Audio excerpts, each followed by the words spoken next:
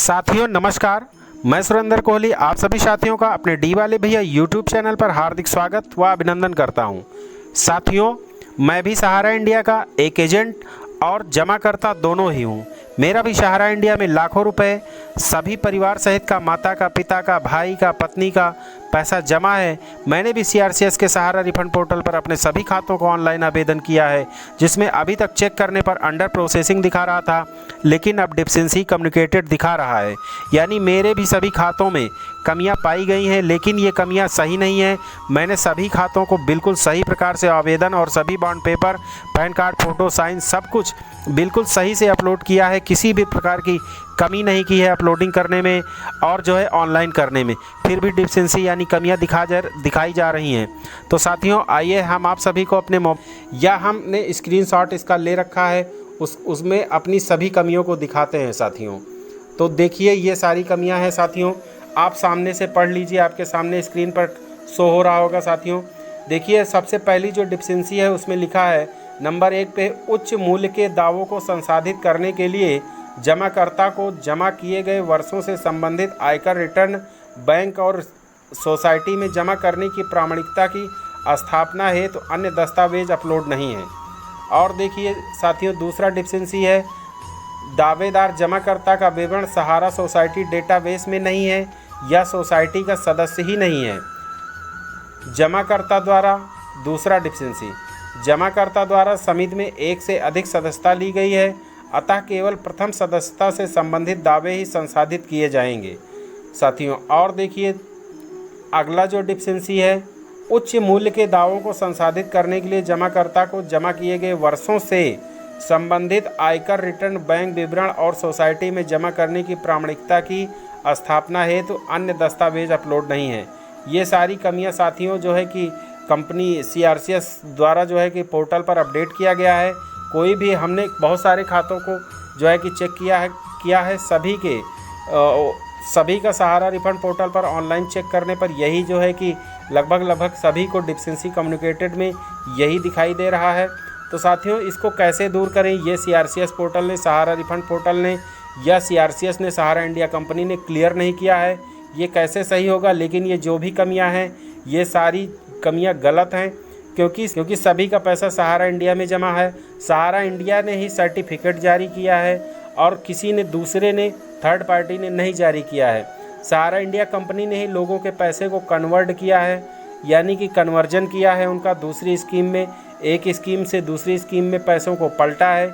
ये सहारा India company ने किया है। अगर सहारा इंडिया कंपनी यहाँ पर डिफिशिएंसीज कम्युनिकेटेड दिखा रही है तो इसका मतलब है कि सहारा इंडिया कंपनी ने ही गलत किया है। सहारा इंडिया कंपनी ने या तो सीआरसीएस को सही रिकॉर्ड नहीं दिया है, या तो फिर से जमाकर्ताओं और एजेंटों को बेवकूफ़ बनाया जा रहा है।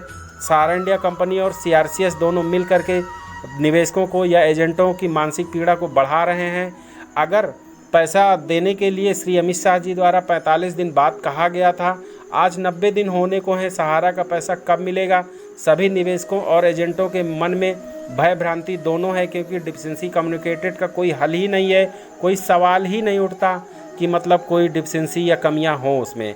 हाँ, लिखने पढ़ने में कोई कमी हो सकती है, लेकिन अपलोड करने में जो पेपर सही अपलोड हैं, जिनका पैन कार्ड लगना है उनका पैन कार्ड लगा हुआ है, सब कुछ जब अपलोड है तो आपको पेमेंट करने में क्या दिक्कत है? पैसा देना है केवल 10,000 रुपये, हिसाब मांग रहे हो लाखों का, वो भी तब का जब पैसा जमा हुआ था तब का बैंक विवरण आप आईटीआर मांग रहे हो। ये अगर आप पहले ही अपडेट करवा देते, सहारा रिफंड पोर्टल को लॉन्च करते वक्त ही, जब आपने सेमिनार किया था, मीटिंग किया था ओपन में, पूरा मीडिया के और अखबार के द्वारा बताया गया था, तभी आप शो करवा देते ये सारी चीज़ें, तो पहले ही सब लोग सही करवा के सब कुछ सही करवाते।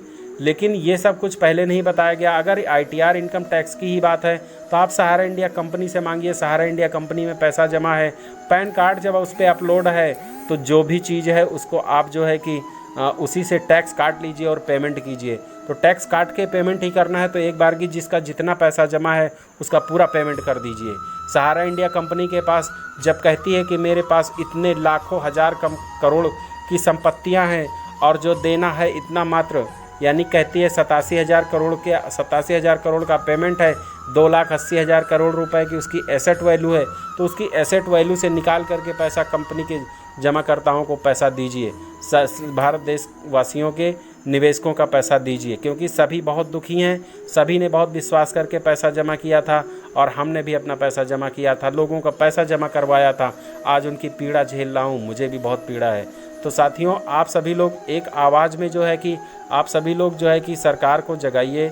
सरकार तो जानती ही है, लेकिन आप प्रेशर बनाइए किसी भी तरह सहारा इंडिया कंपनी पर, सहारा इंडिया कंपनी मैनेजमेंट पर। आप एक सुर में जो है आवाज़ उठाइए सहारा इंडिया कंपनी मैनेजमेंट पर।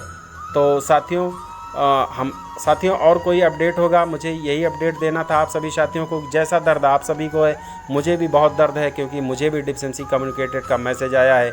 मैंने भी जो है कि मैंने कोई गलती नहीं की है ऑनलाइन करने में, किसी भी प्रकार की कोई गलती कमी नहीं है। बहुत ही अच्छे ढंग से अपलोड किया करवाया है। 5 दिन लगे हैं मुझे ऑनलाइन करवाने में। तो साथियों जो है कि क्योंकि मेरे पास बहुत सारे खाते थे, मेरा भी था, मेरे घर वालों का भी था, इसलिए बहुत सारे खाते थे, इसलिए टाइम लगा उसको करवाने में।